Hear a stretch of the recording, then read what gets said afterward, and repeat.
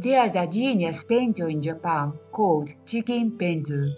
He kept dozens of chickens in his garden, and over the years, he continued to sketch them while carefully observing them to explore his own creativity. This is Ito Jakuchu, whose name is now well known both in Japan and overseas. When Jakuchu exhibition was held in Tokyo in 2016, there are times when the waiting time to enter was 4 hours. 2 years later, a large crowd also flocks to Jakuchu exhibition in Paris. In this video, you can learn about Jakuchu's life and his art. His masterpiece is a series of 30 paintings known as Colorful Realm of Living Beings. While working on these paintings, Jakuchu is said to have remarked that he would wait 1,000 years for someone who could truly appreciate his art. Those days, he was already a well-known painter in Kyoto. This statement was an expression of his unshakable confidence in his works with universal artistic value. This series of paintings was designated a national treasure and is now owned by Museum of the Imperial Collections.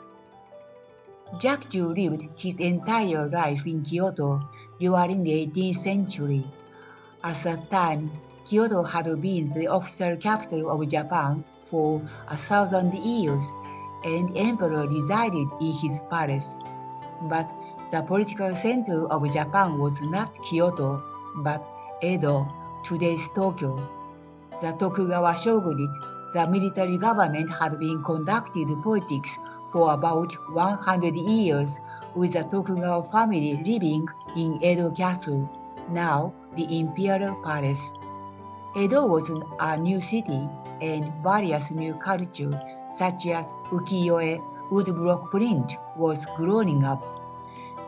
It was in Kyoto that a particularly large number of unique painters appeared. This was because Kyoto had long been a cultural center, reaching cultural maturity earlier than other regions, and the shogunate's control was weaker than in Edo. Jakuchu was born the eldest son of a vegetable wholesaler in 1716. His family was financially very wealthy, with real estate income from land and rent. The site where his house and store used to be is still a popular food market, and his work is featured everywhere. When he was 23 years old, his father passed away, and he took over the family business. He had no interest in business or making money. Other than painting, he had no interest in any hobby or entertainment. While involved in his responsibilities as the head of a merchant family, he devoted himself to painting. Jakuchu was essentially self-study in painting. When he was young, he entered the workshop of the Kano School. The Kano School was the mainstream in the painting field at that time. Its learning was to copy the model paintings. Soon, Jakuchu thought, if I only copy only Kano School paintings, in the end, I will not be able to surpass the Kano School. I'd rather copy paintings from the old dynasties in China, which were the originators of the Kano School. He left the school and began to copy old Chinese masterpieces, especially flower and bird paintings, which were preserved in Japanese temples. He is said to have copied more than 1,000 Chinese paintings. While copying so many Chinese great paintings of the past, he gradually established his own painting style. In addition to painting, in his 30s, Jakuchu was devoted to Zen Buddhism. He became acquainted with the Zen Buddhist priest Daiten Priest Daiten gave him the Buddhist layman's name of Jakuchu. This comes from the word from an ancient Chinese philosopher and means what is truly full appears to be empty inside, but its work never ends. This is how he got his painting name, Jakuchu. From then on, Jakuchu shaved his head, didn't eat meat or fish, and lived the life of an ascetic monk. He never married in his life. Throughout his life, he had received encouragement and support from Priest Daiten. At the age of 40, Jakuchu handed over his family business to his younger brother, and he could finally concentrate on his painting. He gradually got to realize that simply copying old masterpieces is not enough to create a work that surpasses its artist. He also realized he should approach the subject of his painting with his own unique expression. He aspired to create paintings that were completely different from other artists and would remain for generations to come. He decided to draw the kind of flower and bird paintings around him while observing them with his own eyes. He kept more than a dozen chickens in his garden and drew paintings for many years while thoroughly observing their shapes and ecology. Then, he expanded his subject matter to other plants, animals, insects, and fish. However, even though his works are realistic sketches, they are not objective reproductions of their subjects. His paintings were works that reproduce reality as reflected in his own eyes and mind. Fortunately, he was very well off financially, so that he didn't need to worry about money. He could paint as he liked and use as many expensive painting materials as he wanted. Most of his silk canvas and drawing paper was the best, made in China. After painting many trial pieces, he began to paint his great masterpiece of 30 flower and bird paintings named Colorful Realm of Living Beings over a period of 10 years, starting at the age of 42. Since he was a faithful believer of the Zen Buddhist faith, he brought life into his paintings based on the Buddhist teaching that everything that exists in the world has a soul. All the plants and animals he painted were full of life and vibrant. A major characteristic of his paintings is a technique in which colors are applied even from the reverse side of the silk canvas, reproducing deep colors and a three-dimensional effect when viewed from the front. When the unconventional renowned priest called the old tea seller saw the paintings Jakuchu was working on, he was so impressed that he gave Jakuchu a hanging scroll with a one-line calligraphy meaning, "Your wonderful paintings are works of God." For free of charge, Jakuchu donated 33 pictures to Shingyo-ji Temple, including 3 Buddha paintings copied from the originals. He attached his own letter to the paintings, stating his aim for the donation. "I wish that my works will remain forever as beautiful decorations for the hall during ceremonies and memorial services." He also hoped that these would be eternal memorials for him and his family. What the temple did in return for these paintings was the priest visited Jakuchu with sweets. Shingyo-ji Temple was a Zen Buddhist temple with a long history and one of the very famous temples in Kyoto. Priest Daiten had deep connections with the temple and later became its head priest. As Jakuchu had no children, he erected his own gravestone there while he was still alive. Since Shingyo-ji Temple exhibited all his paintings to the public one day a year, Jakuchu's reputation grew rapidly. Those days, Jakuchu was the second most popular painter in Kyoto after Okyo, with Tiger and Buson coming in third and fourth respectively. While working on colorful realm of living beings, he created 50 monochrome ink paintings on sliding doors in 5 rooms at Shingyo-ji Temple, the Golden Pavilion. By that time, Jakuchu had already been able to paint the subject matter even more simple and freely with ink and brush.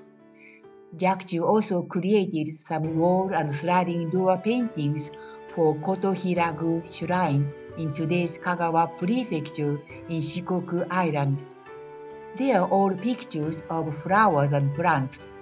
Since Jakuchu was busy in working on colorful realm of living beings, he sent the finished paintings from Kyoto to the shrine. When Jakuchu had almost completed colorful realm of living beings, he and Prince Daiten enjoyed a river trip from Kyoto to Osaka, the neighboring prefecture. Using the technique of printmaking, he turned the landscapes he saw at that time into ink scrolls. Prince Daiten wrote poetry on his works. As Jakuchu used especially new woodblock print techniques, his works are considered unique in the history of Japanese printmaking. These are also masterpieces of landscape painting, which is rare for Jakuchu. After creating a series of monochrome prints, he added further techniques to create brightly colored print works.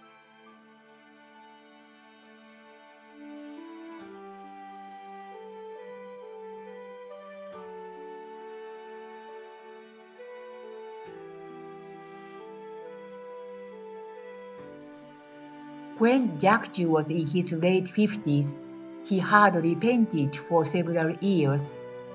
This was because the marketplace which his family shop belonged to was on the verge of being destroyed by the stratagem of the rival market. Jakuchu took the initiative in negotiating with the authorities, and the problem was finally resolved. Later, he asked the head priest of the prominent temple, whom he had learned Zen Buddhism from, to grant him a Buddhist priest name and obtained it. Jakuchu no longer wanted to live in the secular world. Jakuchu didn't paint much in his 60s. Instead, he implemented his unique idea. He created a panorama of the Buddha's life on the hill behind the Sekiho-ji Temple with many stone objects. He used field stones with only slight carvings, taking advantage of the shapes of the natural stones. Some are thought to have been carved by Jakuchu himself, but mostly by masons following Jakuchu's sketch designs. For raising money from many people for stone statues, Jakuchu made a drawing in exchange for a certain amount of rice.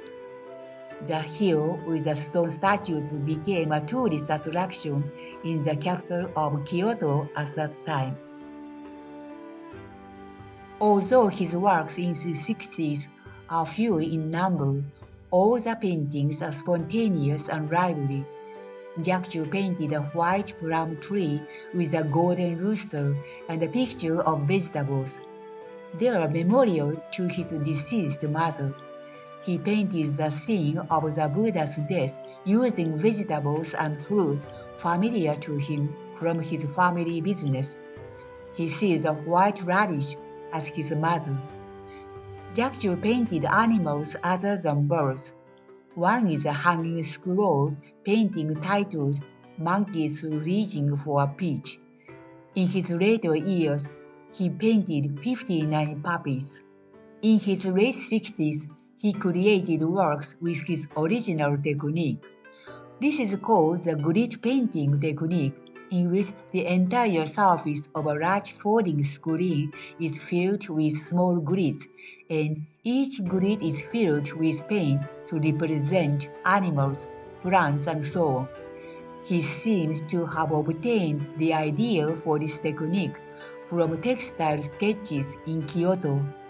For Jakuchu, who came from a wealthy merchant family, textiles were something he saw in his daily life. Jakuchu's family was very wealthy, and he had not needed to paint for money. However, at the age of 73, his life circumstances changed drastically. This was because a huge fire broke out and burned down half of the city of Kyoto. He lost his own home, 2 studios, and his parents' shop and home. Shingyo-ji Temple was also severely damaged. However, thanks to the fact that the storehouse was not destroyed by fire, all 33 paintings survived. For the first time, Jakuchu had to make a living by painting. After that, Jakuchu's creative activities became active again. As he lost his home, he stayed for a while at his wealthy supporter's house in Osaka. Then he stayed at Sekiho-ji Temple and created sliding door paintings depicting cacti and chickens against a gold leaf background. These works are highly regarded as masterworks in his later years. What made them more unique was they had ink paintings of a lotus pond on their backsides. Back in Kyoto, Jakuchu took up residence in the hermitage of Sekiho-ji Temple, which had a panorama of stone Buddha statues.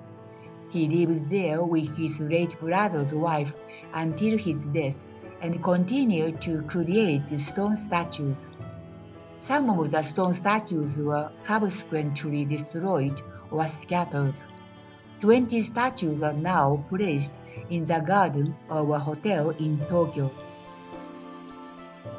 He began to have several apprentices working in his studio. He had them draw ink paintings and stamped his own seal on the outstanding works to sell as paintings by Jakuchu. One example is a painting of the Fushimi dolls. In his 70s, he challenged grid paintings again.